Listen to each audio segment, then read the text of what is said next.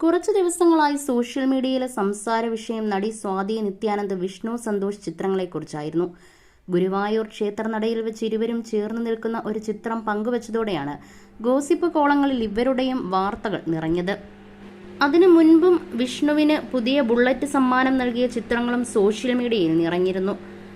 ഇരുവരും സ്നേഹത്തോടെ വിളിക്കുന്ന പേരും ചേർത്ത് വെച്ചാണ് വിഷ്ണു സ്വാതിക്ക് നന്ദി പറഞ്ഞത്. എന്നാൽ ഇരുവരും തമ്മിലുള്ള ബന്ധത്തിന് 100 നിറങ്ങൾ കൽപ്പിച്ചാണ് സോഷ്യൽ മീഡിയ കഥകൾ മെനഞ്ഞത്.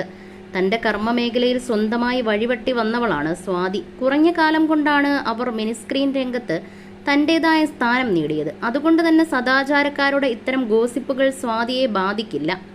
സീമന്തരേഖയിൽ സിന്ദൂരവും പട്ടുസാരിയും അണിഞ്ഞുകൊണ്ട് അതീവ സുന്ദരിയായുള്ള സ്വാതിയുടെ ചിത്രങ്ങൾ, ഒപ്പം അതിന് നൽകിയ ക്യാപ്ഷൻ, എല്ലാത്തിനുമുപരി വിഷ്ണുവിനൊപ്പമുള്ള സന്തോഷ നിമിഷം കൂടിയായപ്പോൾ സ്വാതി വിഷ്ണു ബന്ധം ഏതാണ്ട് നടന്ന പോലെ ആയി സോഷ്യൽ മീഡിയയിലെ സംസാരം. എന്നാൽ അധികം വൈകാതെ പോസ്റ്റുമായി സ്വാതിയും എത്തി.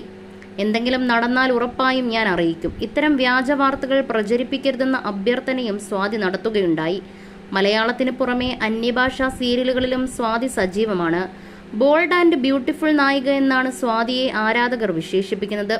ഭ്രമണത്തിലെ ഹരിത എന്ന പേരിലാണ് സ്വാതി ഇപ്പോഴും അറിയുന്നത്. എങ്കിലും ചെമ്പട്ട് എന്ന പരമ്പരയിലായിരുന്നു അരങ്ങേറ്റം. ടോപ്പ് 5 നായികമാരുടെ ലിസ്റ്റ് എടുത്താൽ സ്വാതി മിനിസ്ക്രീനിലെ തിരക്കുള്ള നായികയാണ്.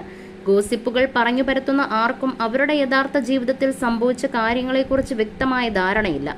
അതുതന്നെയാകാം ആളുകൾക്ക് പലതും പറയാം, പക്ഷേ സത്യം നമുക്കല്ലേ അറിയൂ. അവർക്കൊരിക്കലും നമ്മുടെ ശരിക്കുള്ള കഥ അറിയില്ലല്ലോ എന്ന് അർത്ഥം വരുന്ന ഒരു വീഡിയോയും സ്വാതി പങ്കുവച്ചു.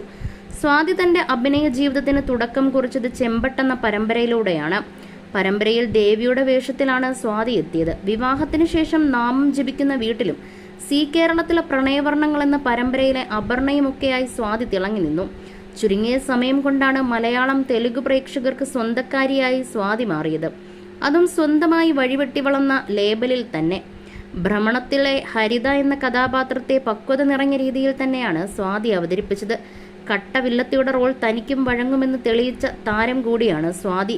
മലയാളത്തിൽ സി കേരളത്തിലെ പരമ്പരകൾക്ക് പിന്നാലെ സൂര്യ ടിവിയിലെ കോൺസ്റ്റബിൾ മഞ്ജുവിലെത്തി നിൽക്കുകയാണ് സ്വാതിയുടെ യാത്ര. അന്യഭാഷയിലെ സീരിയലുകളിലും സ്വാതി സജീവമാണ്. അപ്പോൾ ഗോസിപ്പ് ഉണ്ടാകുന്നതിനും കുറവില്ല.